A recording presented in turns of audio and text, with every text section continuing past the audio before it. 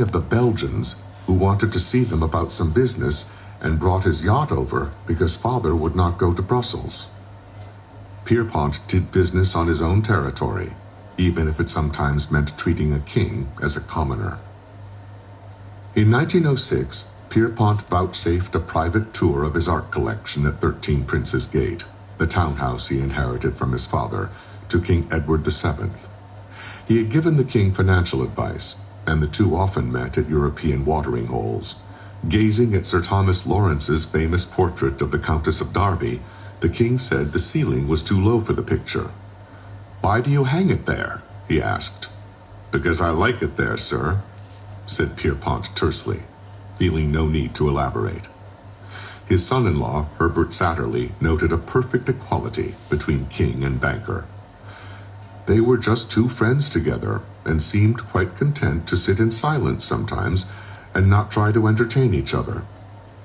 As a coronation gift, Pierpont had given the king a $500,000 tapestry, which set off a long-lasting relationship between the House of Morgan and British royalty. Pierpont also pleased Italian royalty. In 1904, he was honored by Italy for returning a treasured cope that turned out to have been stolen from the Cathedral of Ascoli. King Victor Emmanuel conferred upon him the great cordon of Saints Mauritius and Lazarus, making him a cousin of His Majesty whenever he set foot on Italian soil. Even as Pierpont aspired to heaven, he made religious men think in earthly terms. After a 1905 audience, Pope Pius X breathed with regret, "What a pity I did not think of asking Mr. Morgan to give us some advice about our finances." The House of Morgan would later advise the papacy on its purchases of American stocks. As a rule, Pierpont didn't assemble palatial homes. In business as well, he showed surprisingly scant interest in real estate, which produced so many fortunes among his contemporaries. He would say laughingly that he only needed a place to live in and a lot in the cemetery, and his son Jack proudly confessed himself an ignoramus about land. Instead of grand estates, Pierpont had his solid but unpretentious Madison Avenue townhouse and his Hudson River retreat, Cragston, with its kennels, dairies, and gardens. The splendid exception was Camp Uncas in the Adirondack Mountains of upstate New York, and that came to him only by accident.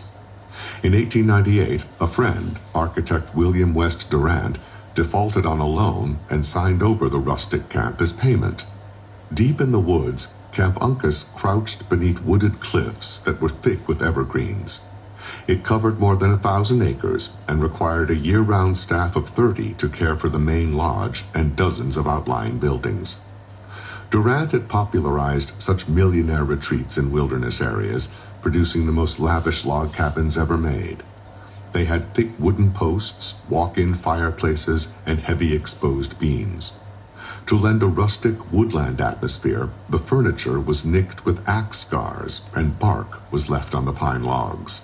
Wool Indian blankets, moose heads, and prize fish decorated the walls. When Pierpont threw parties there, he would bring up a private railroad car full of friends, and a baggage car loaded with racks of vintage champagne would rattle along behind them. With his vagabond nature, Pierpont was too restless to be a member of the landed gentry. His splendor shone most fully at sea. As Commodore of the New York Yacht Club, he offered Morgan